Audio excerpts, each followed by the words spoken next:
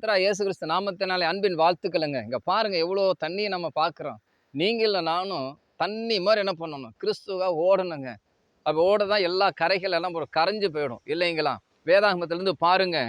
அதாவது ஏசாயா 44வது அதிகாரம் 2வது வசனம் 3வது வசனம் இப்படி சொல்லுகிறது. உன்னை உண்டாக்கினவரும் தாயின் கற்பத்தில் உன்னை உருவாக்கினவரும் உனக்கு துணை செய்கிற கர்த்தர் சொல்லுகிறதாவது, என் தாசனாகிய யாக்கோபே, நான் தெரிந்து கொண்ட சரணே, பயப்படாதே. 365 நாள் வேதாகமத்தில் பயப்படாதே பயப்படாதேன்னு வேதாகமம் சொல்லுதுங்க இல்லைங்களா? பயப்படாதுன்னு சொல்லுது. ஆனா 3வது வசனம் பாருங்க. தாகம் உள்ளவன் மேல் தண்ணீரையும் வறண்ட நிலத்தின் மேல் ஆறுகளையும் ஊற்றுவேன்.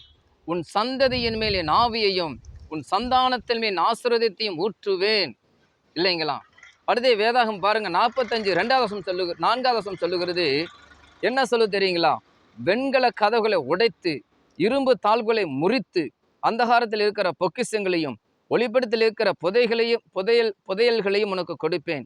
நான் என் தாசனாகிய யாக்கோபின் மித்தமும் நான் தெரிந்து கொண்ட இஸ்ரவேலின் மித்தமும் உன்னை பெயர் சொல்லி அழைத்து நீ என்னை அறியாதிருந்தும் உனக்கு நாமம் தரித்தேன்.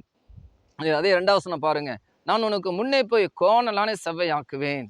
பாருங்க, தண்ணி பார்த்தீங்கன்னா எவ்வளோ கடந்து போயிட்டே இருக்கிறது, போய் கடல்ல கலந்துருது இல்லைங்களா? நீங்களும் நானும் மற்றவங்களுக்கு ஒரு புரோஜனமுள்ள ஒரு பாத்திரமா இருக்கணும். தாகத்துக்கு தண்ணி குடிக்கிறது போல ஜெபிக்கலாங்களா? அன்பின் பரலோக பிதாவே, இந்த நல்ல ஒரு மத்தியான நேரத்திற்காக நன்றி செலுத்துகிறோம். இதை பார்க்கிற கேட்கிற ஒவ்வொரு குடும்பங்களுக்காக நன்றி செலுத்துகிறோம். அப்பா, ஆத்மா தாகத்துல தேவனே பிள்ளைகளோட தேவைகளை சந்தியும், பண தேவைகளை சந்தியும், பொருளாதார தேவைகளை சந்தியும். பிரயாணத்துல போகும்போது வரும்போது கர்த்தருடைய கரம் பாதுகாப்பு உண்டாவதாக. கர்த்தர் பிள்ளைகளை மேன்மையாக வைக்கப்படுவதற்காக சோத்திரம். நீங்க காத்து நடத்துவீராக. ஞானமும் புத்தி அறிவு தரப்போற சோத்திரம். கர்த்தராகிய இயேசு கிறிஸ்து நாமத்தில் கேட்கிறோம் நல்ல பிதாவே, ஆமென்.